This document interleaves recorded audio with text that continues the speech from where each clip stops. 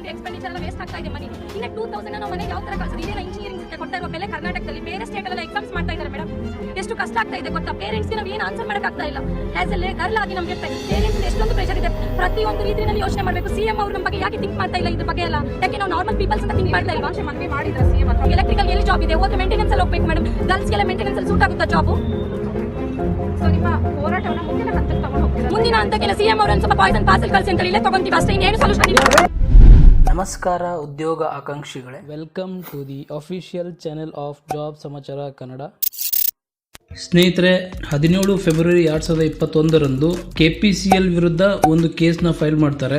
ಆ case number ಬಂದ್ಬಿಟ್ಟು red petition WP5093 ಆಗಿರುತ್ತೆ. ಸೊ ಈ ಕೇಸ್ನ ಮೇನ್ ಅಬ್ಜೆಕ್ಟಿವ್ ಏನಂದ್ರೆ, ಇಲ್ಲಿ ಪ್ರೇಯರ್ ಇನ್ಫಾರ್ಮೇಶನ್ ಅಲ್ಲಿ ನೋಡಬಹುದು, direct the respondent authority to publish the result in respect of the return examination conducted on 21 January 2018. ಅಂದ್ರೆ ಇಲ್ಲಿ ರೆಸ್ಪಾಂಡೆಂಟ್ ಅಥಾರಿಟಿ ಅಂದ್ರೆ KPCL ಬರುತ್ತೆ. So KPCL 21 January 2018 assistant engineer, junior engineer ಮತ್ತೆ chemist etcetera ನೇಮಕಾತಿ ಕುರಿತು ಏನ್ ಎಕ್ಸಾಮ್ ಕಂಡಕ್ಟ್ ಮಾಡಿತ್ತು, ಅದರ ಪ್ರಕಾರ ರಿಸಲ್ಟ್ ನ ಪಬ್ಲಿಷ್ ಮಾಡಬೇಕೆಂದು ತಮ್ಮ ದಾವೆನ ಹುಡ್ತಾರೆ. ಸೊ ಈ ಕೇಸ್ ನ ಫಸ್ಟ್ ಹಿಯರಿಂಗ್ 12 ಮಾರ್ಚ್ 2021 ನಡೆಯುತ್ತೆ. ಸೊ ಇಲ್ಲಿ ಹಿಯರಿಂಗ್ ಮೇಲೆ ಹಿಯರಿಂಗ್ ಆಗ್ತವೆ, ನ್ಯಾಯಾಧೀಶರ ಮೇಲೆ ನ್ಯಾಯಾಧೀಶರು ಚೇಂಜ್ ಆಗ್ತಾನೆ ಹೋಗ್ತಾರೆ.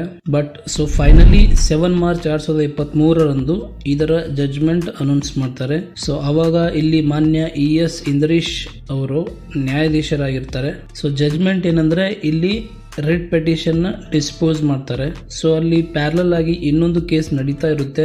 ಆ ಕೇಸ್ ನ ನಂಬರ್ ಬಂದ್ಬಿಟ್ಟು 23110. ಈ ಕೇಸ್ ನ ಪೆಟಿಷನರ್ ಗಳು 9 ಡಿಸೆಂಬರ್ 2021 ಫೈಲ್ ಮಾಡ್ತಾರೆ. ಸೊ ಇಲ್ಲಿ KPCL ನವರು ಎಕ್ಸಾಮ್ ಯಾವಾಗ ಕಂಡಕ್ಟ್ ಮಾಡ್ತೀರಾ ಅಂತ ಕೇಳಿದಾಗ ಹಲವಾರು ದಿನಗಳವರೆಗೆ ಯಾವುದೇ ಪ್ರಾಪರ್ ರಿಪ್ಲೈ ಬರೋದಿಲ್ಲ ಸ್ನೇಹಿತರೆ. ಬಟ್ ಫೈನಲಿ KPCL ನವರು ಒಂದು ಅಫಿಡವಿಟ್ ನ ಸಲ್ಲಿಸ್ತಾರೆ. ಏನಂದ್ರೆ, in view of affidavit filed by KPCL. So ಇದು KPCL ಇರುತ್ತೆ, KPTCL ಅನ್ಸಿ ಪ್ರಿಂಟಿಂಗ್ ಮಿಸ್ಟೇಕ್ ಇರಬಹುದು. That a request has been made to KA to conduct an examination and having regard to the delay in ensuring that an examination is conducted, Sri NK Ramesh Learned Council appearing for the KEA and make submission regarding the said affidavit. So ಇಲ್ಲಿ KPCL ನವರು request letter ನ KEA ಗೆ ಕಳಿಸಿರ್ತಾರೆ regarding exam conduct ಮಾಡೋ ಸಲುವಾಗಿ. So ತದನಂತರ ಎಲ್ಲಾ news paper ಅಲ್ಲಿ ಈ ಆರ್ಟಿಕಲ್ ಪಬ್ಲಿಷ್ ಆಗುತ್ತೆ, ನಿಮ್ಗೆಲ್ಲ ಗೊತ್ತೇ ಇದೆ. ಬಟ್ ಅಲ್ಲಿಂದ ಇಲ್ಲಿವರೆಗೆ KEA ಕಡೆಯಿಂದ ಏನು ರೆಸ್ಪಾನ್ಸ್ ಬಂದಿಲ್ಲ. ಸೊ ಇದರ ಲಾಸ್ಟ್ ಹಿಯರಿಂಗ್ 12 ಅಕ್ಟೋಬರ್ 2023 ಆಗಿರುತ್ತೆ. ಸೊ ನೆಕ್ಸ್ಟ್ ಹಿಯರಿಂಗ್ ಡೇಟ್ ಕೂಡ ಈ ಮಂತ್ ಅಲ್ಲೇ ಇದೆ, 26 ಅಕ್ಟೋಬರ್ 2023 ನಡೆಯಲಿದೆ.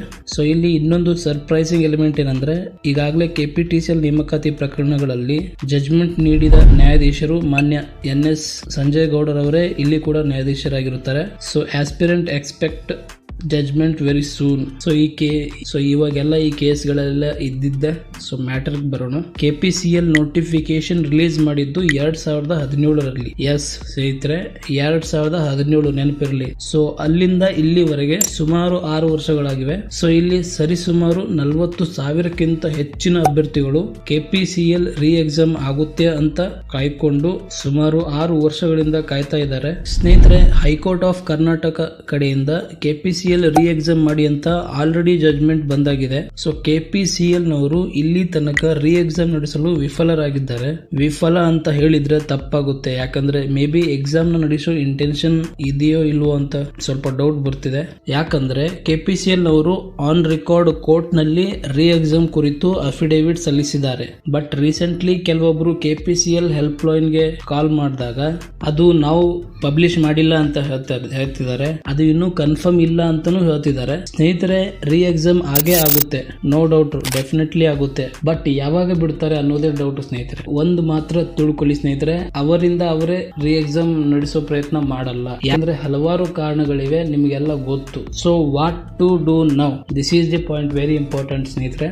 Just take the request letter and meet energy minister KJ George in huge numbers, not small. ಇಲ್ಲಿ ಒಬ್ರು 10-20 ಹೋದ್ರೆ ಆಗಲ್ಲ, ಹ್ಯೂಜ್ ನಂಬರ್ಸ್ ಅಲ್ಲಿ ಹೋಗಿ ಹೋಗಿ ನಿಮ್ಮ ರಿಕ್ವೆಸ್ಟ್ ಲೆಟರ್ ನ ಕೊಟ್ಟು ಮನವಿ ಮಾಡ್ಕೊಳ್ಳಿ. ನೀವು ಸಂಬಂಧಪಟ್ಟ ಮಿನಿಸ್ಟರ್ ನ ಒಂದ್ ಸರ್ತಿನೂ ಭೇಟಿ ಆಗದೆ ಅದು ಹೇಗ್ ರೀ ಎಕ್ಸಾಮ್ ಆಟೋಮೆಟಿಕ್ಲಿ ಕಂಡಕ್ಟ್ ಮಾಡ್ತಾರೆ ಅಂತ ತಿಳ್ಕೊತೀರಾ ಸ್ನೇಹಿತರೆ?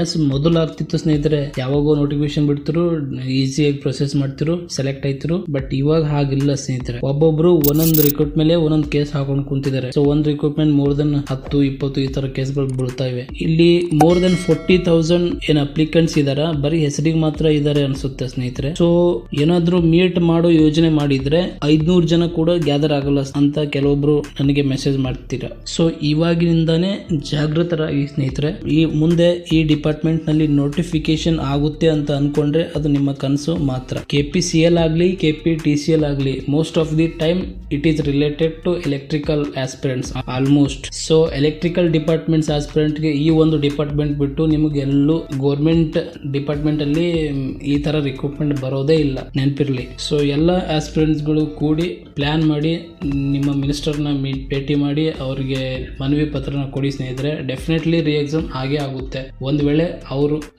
ಅವರಿಗೆ ರಿಕ್ವೆಸ್ಟ್ ಮಾಡಿದ್ರೆ